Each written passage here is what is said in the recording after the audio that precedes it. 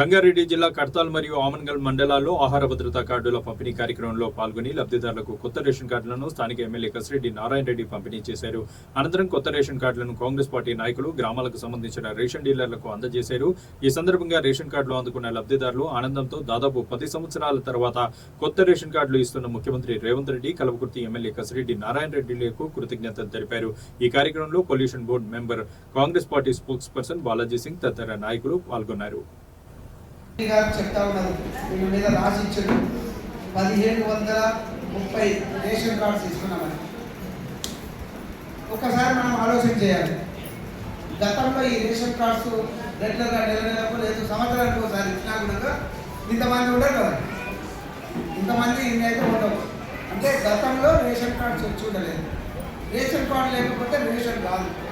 అంటే ఈ బీద ప్రజలకు అర్హత ఉన్న వాళ్ళకు గతంలో రేషన్ కార్డ్స్ ఇచ్చిన దాఖలాలు లేవు అని చెప్పేసి గతంలో అంటే ఇప్పుడు దాదాపుగా 9.5 సంవత్సరాలు 5 సంవత్సరాల నుంచి ఆ సైట్ బంద్ చేసి పెట్టి రేషన్ కార్డ్స్ ఇవ్వలేదనేది ఇది వాస్తవం.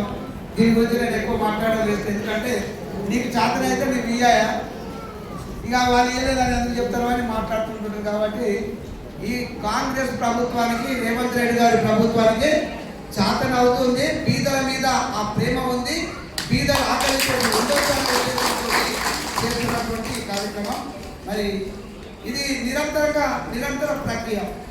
బాలాజీ గారు ఇప్పుడు మాట్లాడుతున్నప్పుడు చెప్తా ఉండే, ఇది కంటిన్యూస్గా ఇస్తున్నామంటే కంటిన్యూస్గా ఎవరెవరికైతే పిల్లలు పెద్దగా అవుతుంటారు, వస్తూ ఉంటుంటారు, కొత్త వాళ్ళు వస్తుంటారు కుటుంబంలో, వాళ్ళు అన్నీ కూడా యాడ్ అవుతూనే ఉంటాయి.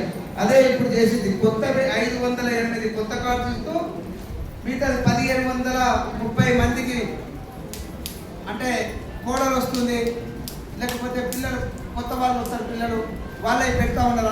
అట్లా చాలా సంతోషం. అబ్బాయి కదా ఇక్కడ 2038 రేషన్ కార్డ్స్ మొత్తం ఇస్తున్నామని చెప్పేసి ఈటీ గారు ఎంఆర్ఓ తరఫుకి వెళ్ళి ఇదంతా ఇచ్చినారు. భారతదేశంలో ఏ రాష్ట్రంలో కూడా సన్న బియ్యం ఇవ్వనటువంటిది. భారతదేశంలో ఏ రాష్ట్రంలో కూడా ఎవరు కూడా సన్న బియ్యం ఇవ్వలేదు.